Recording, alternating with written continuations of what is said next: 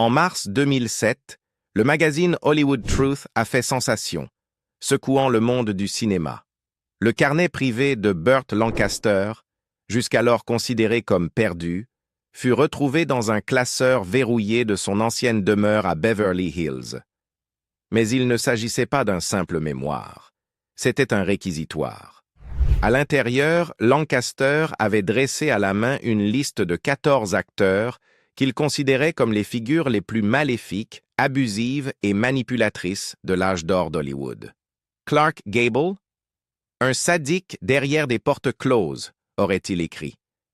Errol Flynn, un prédateur protégé par son charme.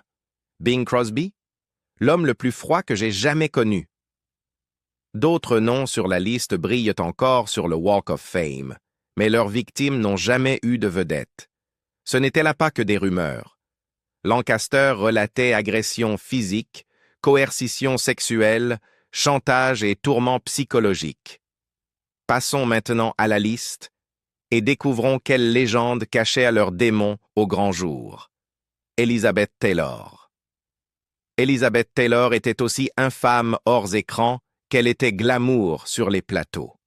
Pendant le tournage de Cléopâtre, elle se claquemura dans sa loge pour un simple désaccord sur une tenue, interrompant la production pendant 14 heures, avant de lancer un verre de vin au réalisateur, laissant le plateau abasourdi.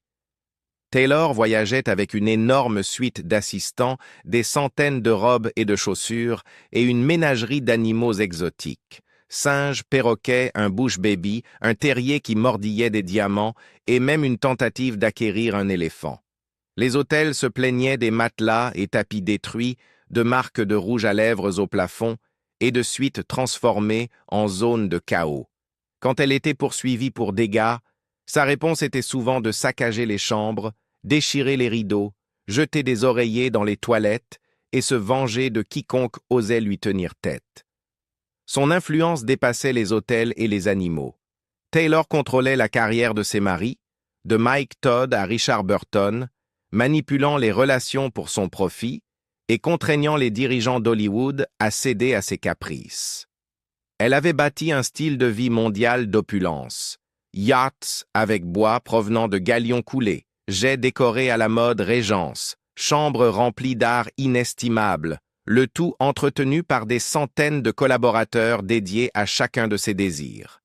Même la maladie devenait un outil de contrôle et d'attention. Elle revendiquait d'innombrables maux, exigeant hospitalisation, médecin personnel et intervention médicale, tout en appliquant son maquillage dans les ambulances ou hôtels. Sa légendaire indulgence et sa cruauté, masquées par sa beauté éblouissante, faisaient d'elle une opératrice impitoyable de pouvoir et de manipulation, laissant derrière elle un sillage de chaos et d'admiration. Kirk Douglas. Kirk Douglas, l'archétype du dur à cuire d'Hollywood, était célébré pour ses rôles héroïques dans Spartacus, Champion et Les Sentiers de la Gloire. Son visage buriné et ses performances intenses ont fait de lui une star admirée pendant des décennies.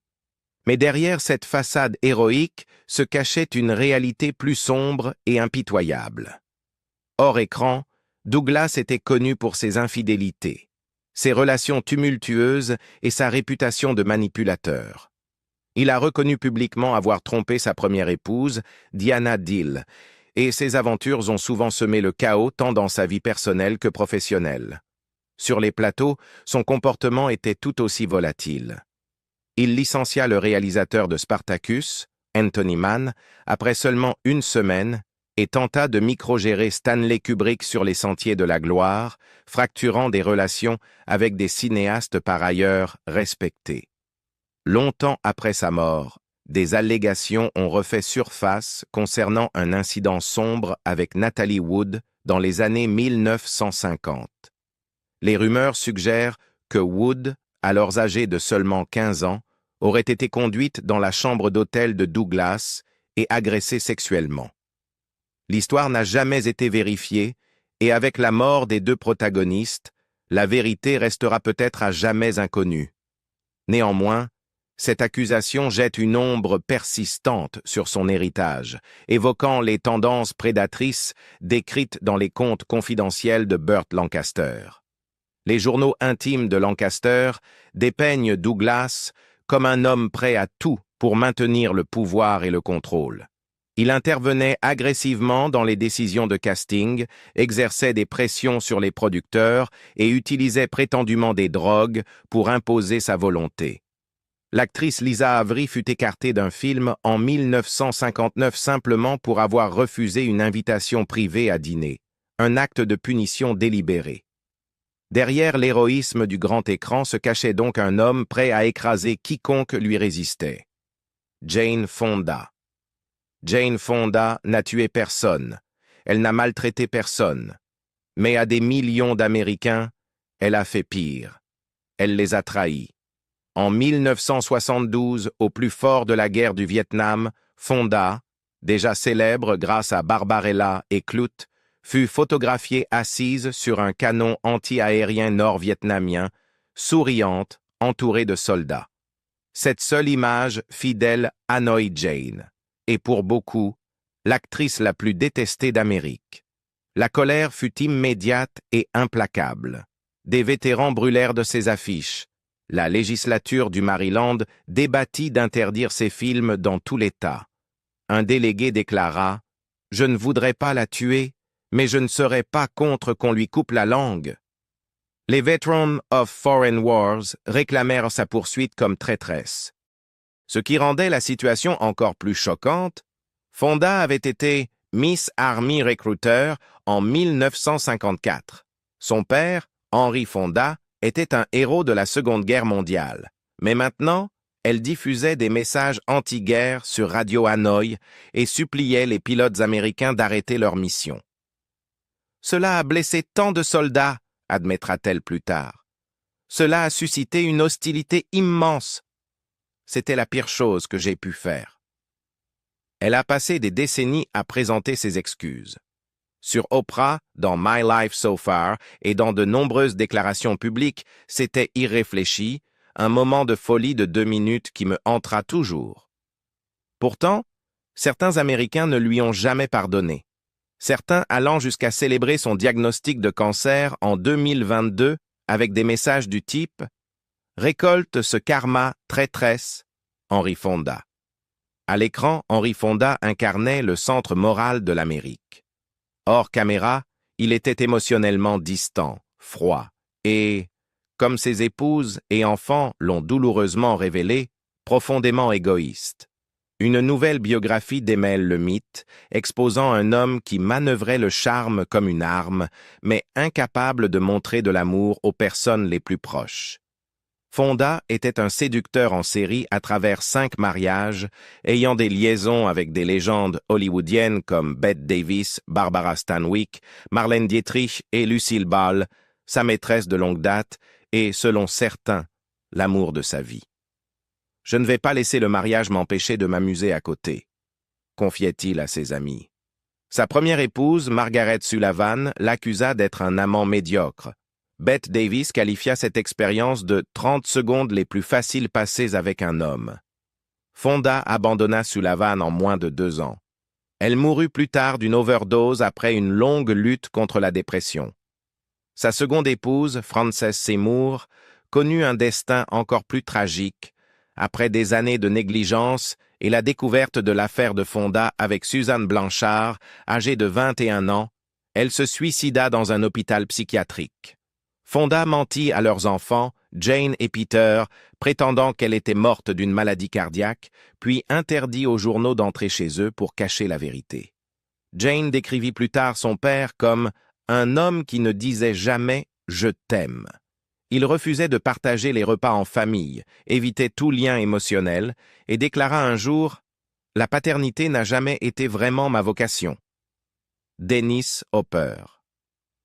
Dennis Hopper était le secret le plus sauvage d'Hollywood, un homme dont la vie mêlait génie, violence et chaos incontrôlé.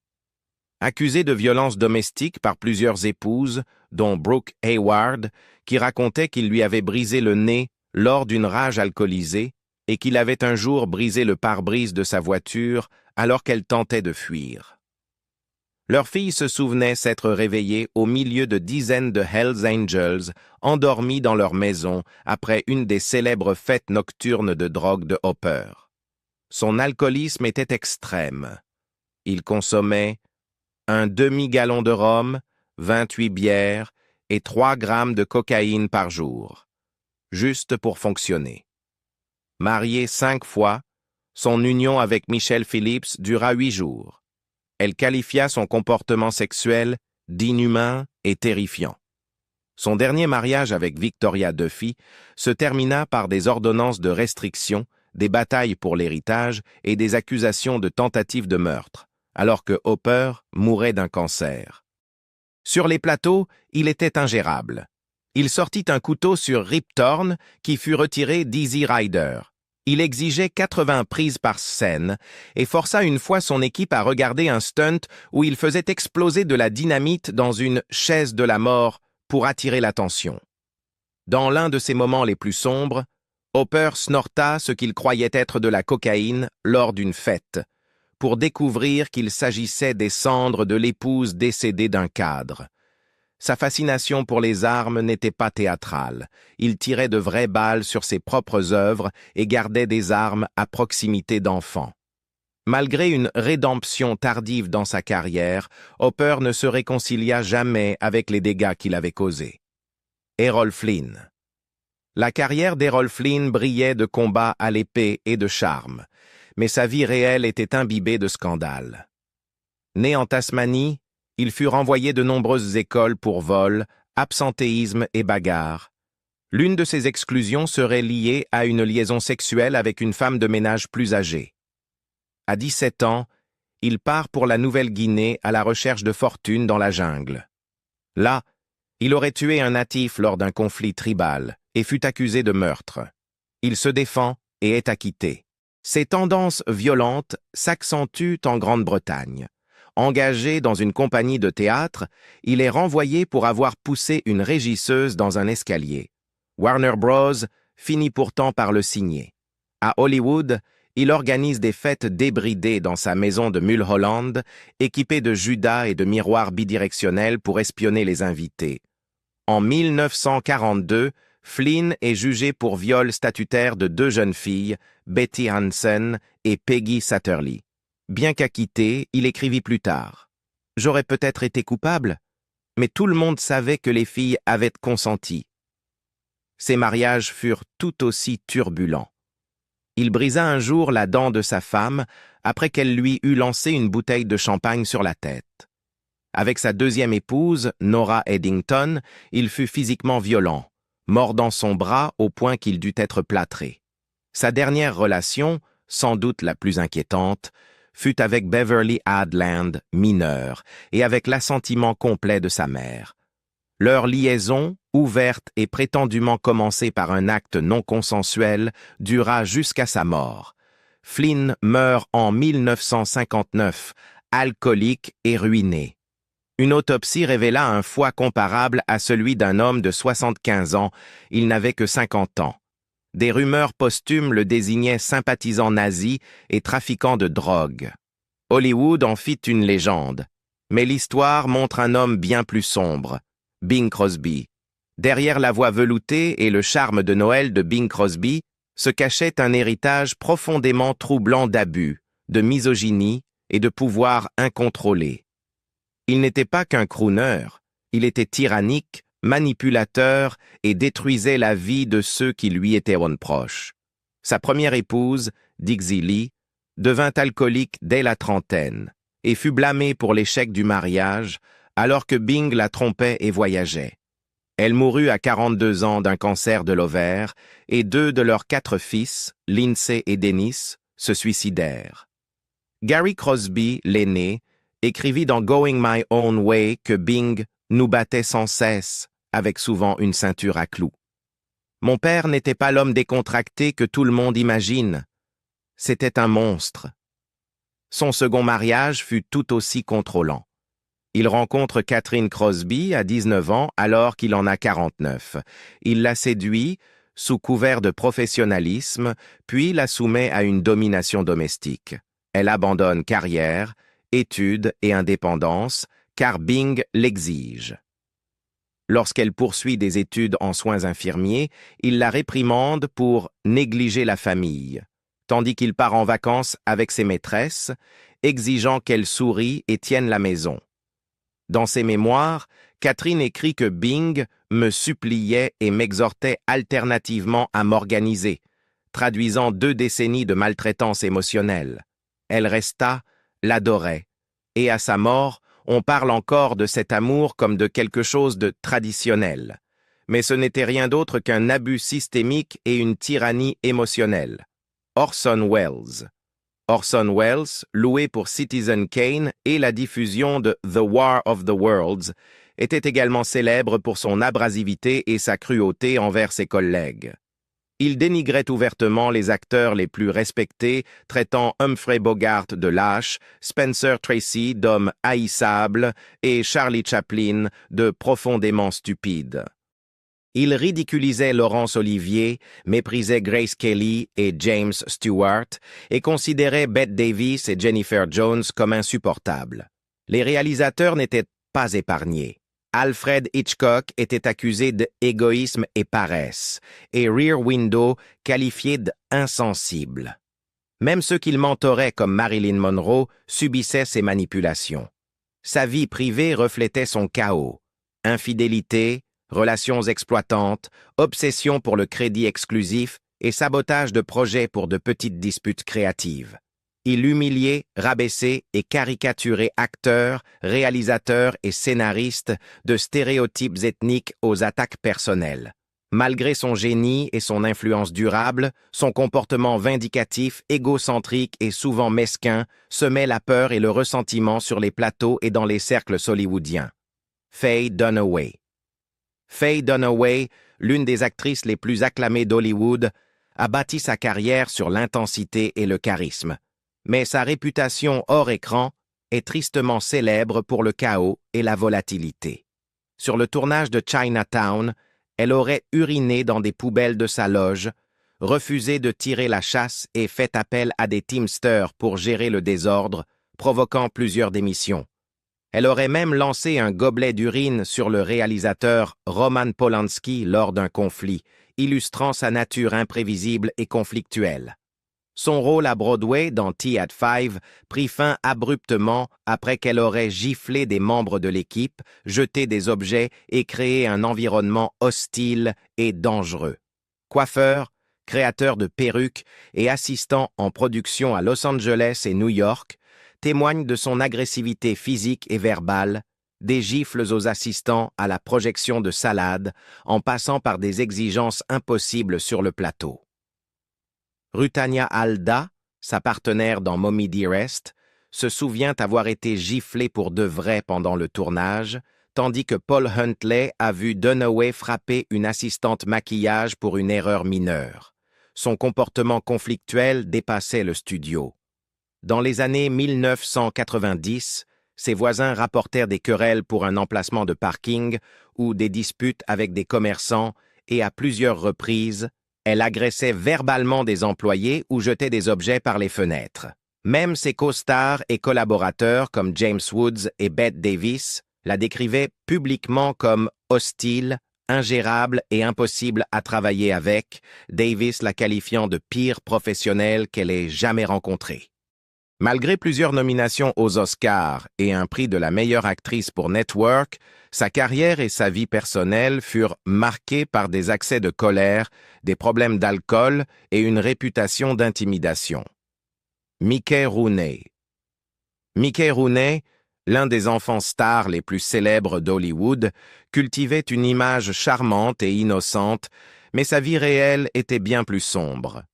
Sur le tournage de National Velvet, Rooney, alors dans la vingtaine, aurait traité une jeune Elizabeth Taylor avec cruauté et condescendance, critiquant et rabaissant ses performances. Sa vie personnelle fut un maelstrom de dysfonctions, 8 mariages ratés, abus de substances, jeux d'argent et choix financiers imprudents. Chroniquement en faillite et impliqué dans de multiples affaires judiciaires, il laissa ses 10 enfants avec peu de contact ou de soutien. Ses excentricités hors écran se reflétaient dans son travail, notamment dans le rôle de Monsieur Yunyoshi dans Breakfast at Tiffany's, largement condamné pour stéréotypes raciaux offensants. En vieillissant, Rooney devint à la fois victime et auteur de cruauté. Dans ces dernières années, sa 8e épouse, Jean, et ses fils le manipulèrent financièrement et émotionnellement, le forçant à des apparitions et lui retirant toute autonomie. Les archives judiciaires montrent un homme vivant dans la peur, physiquement et verbalement maltraité, privé même des décisions les plus basiques. À sa mort en 2014, Rooney, autrefois tête d'affiche au box-office, ne possédait que 18 000 $. Malgré son génie à l'écran, sa vie fut dominée par la manipulation de ses costards, de sa famille et de lui-même, laissant derrière lui une trace de relations détruites et de chaos personnel. Daryl F. Zanuck. Daryl F. Zanuck, le magnate derrière 20th Century Fox, a bâti un empire hollywoodien tout en laissant derrière lui une traînée de peur, coercition et abus. Pendant des décennies, il exploita son contrôle sur les films et les carrières pour imposer des faveurs sexuelles comme condition de promotion. Les jeunes actrices étaient convoquées quotidiennement dans son bureau privé, souvent à 16 heures, où tout refus entraînait blacklisting, sabotage de carrière ou exclusion permanente de l'industrie. Le terme « casting coach » fut probablement défini par le règne de Zanuck. Ses victimes allaient de jeunes actrices comme Linda Darnell, seulement âgée de 15 ans, à Marilyn Monroe, dont la carrière fut façonnée sous la surveillance prédatrice de Zanuck. Certaines relations étaient consenties, d'autres coercitives, laissant les femmes sans choix que de se soumettre ou voir leurs rêves hollywoodiens détruits. Geneviève Gilles, Bella Darvi, Juliette Gréco et Irina Demick firent l'expérience de cette exigence, leur talent secondaire à leur soumission. Sa vie personnelle reflétait sa brutalité professionnelle. Marié à Virginia Fox de 1924 à 1979, il eut continuellement des aventures, se séparant en 1956, tout en poursuivant d'autres femmes. Il se vantait ouvertement auprès de Joan Collins. « Tu n'as rien eu tant que tu ne m'as pas eu », réduisant carrières et relations à des outils pour sa satisfaction personnelle. Voilà donc un aperçu impitoyable, selon Burt Lancaster, des recoins les plus sombres de l'âge d'or hollywoodien. Derrière le charme, les smokings et les statuettes dorées se cachaient des acteurs dont le comportement privé laissait de véritables cicatrices sur les conjoints, les enfants, les co-stars et parfois sur des productions entières. On se demande, combien de légendes ont été construites sur le silence et la complicité? Combien de sourires à l'écran cachèrent la cruauté hors caméra? Êtes-vous d'accord avec cette liste? Selon vous, qui était l'acteur le plus maléfique de cette époque et qui s'en est sorti indemne?